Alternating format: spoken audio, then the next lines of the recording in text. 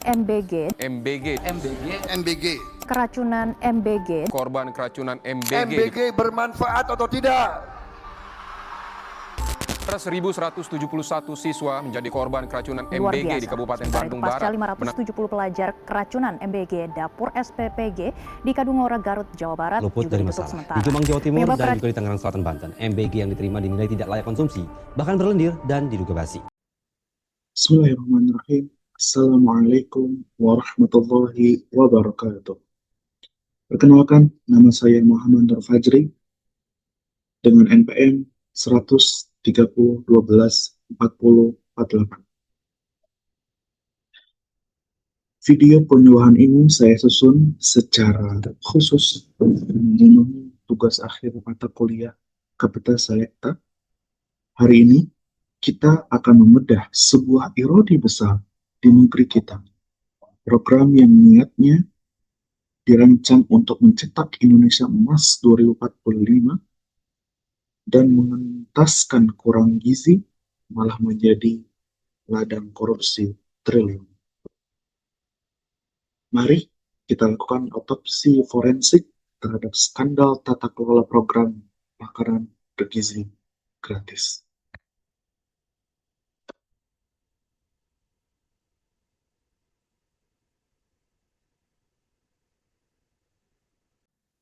Kalau teman-teman perhatikan di layar, judul presentasi ini adalah cetak biru sebuah skandal. Coba lihat kontras anggarannya. Program energi ini diluncurkan dengan alokasi yang luar biasa. Fantastis. 85,27 triliun untuk peluncuran di tahun 2025.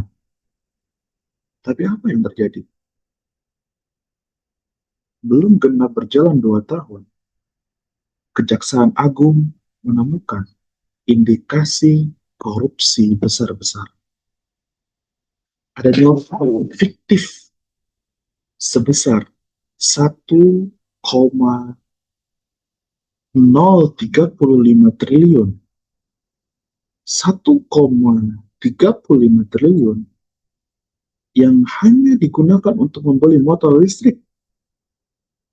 Estimasi awal kerugian negara murninya saja diperkirakan sebesar 400 miliar. Akibatnya, ada dana insentif dapur gizi sebesar 3,45 triliun yang terpaksa ditahan karena program ini harus dihentikan sementara.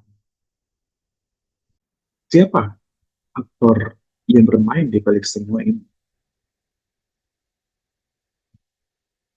Ekosistem korup ini justru dipimpin oleh pemimpinnya sendiri, yaitu pemimpin dari Badan Gizi Nasional atau BGN, ada mantan kepala BGN, yaitu Dadan Hindayani, beserta 2 mantan wakilnya, yaitu Sony Sanjaya dan Ladewing Pusung. Mereka bekerja sama dengan pihak swasta dan ketua yayasan terafiliasi. Kejaksaan mendiagnosis skandal ini ke dalam 2 klaster operasi nasional.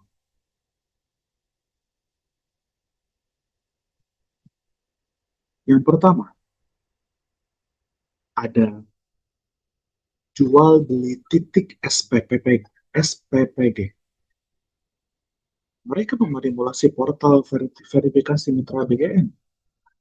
Hak operasional dapur gizi diperjualbelikan seharga 100 juta per titik kepada oknum yayasan. Klaster kedua, pengadaan fiktif dan markup. Ini yang paling tidak masuk akal. Ada pengondisian vendor untuk PT Yasa Arta Trimanunggal perusahaan yang bahkan tidak punya dealer atau bengkel aktif untuk menyediakan 21.801 unit motor listrik. Teman-teman bisa bayangkan,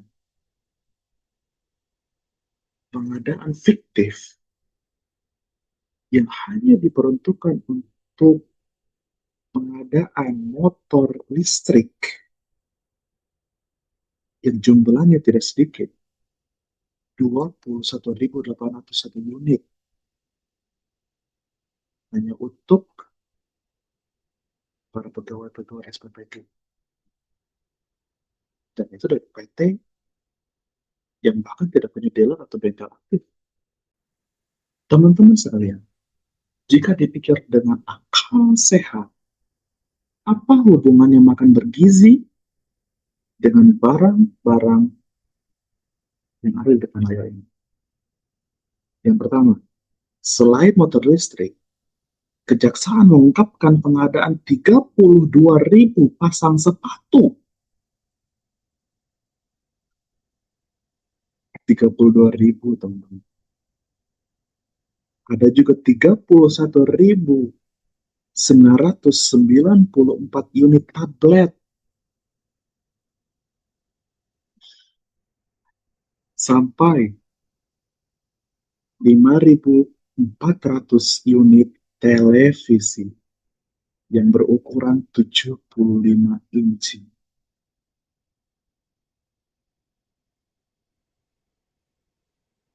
Semuanya terindikasi markup dan sama sekali tidak sesuai dengan ketentuan atau esensi program gizi. Ini bukan lagi sekedar salah urus. Teman-teman bisa bayangkan, secara logika, secara akal dasar teman-teman semua, ini lembaga untuk pengadaan makanan bergizi gratis. Makanan bergizi, bukan untuk tempat penyiapan televisi, bukan untuk jualan sepatu, atau bahkan untuk 31.000 tablet.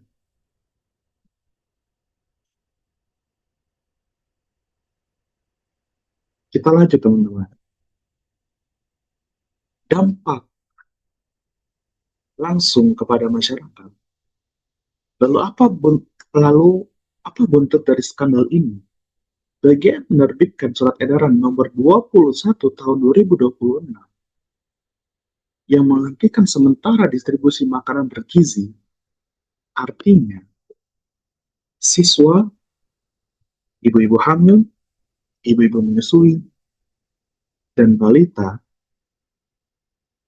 kini yang seharusnya mendapatkan hak gizi kini menjadi korban terdampak. Bahkan ada sampai 76 sekolah di Pulau Jawa yang harus dicoret sepenuhnya dari program karena dinilai sudah mampu secara mandiri.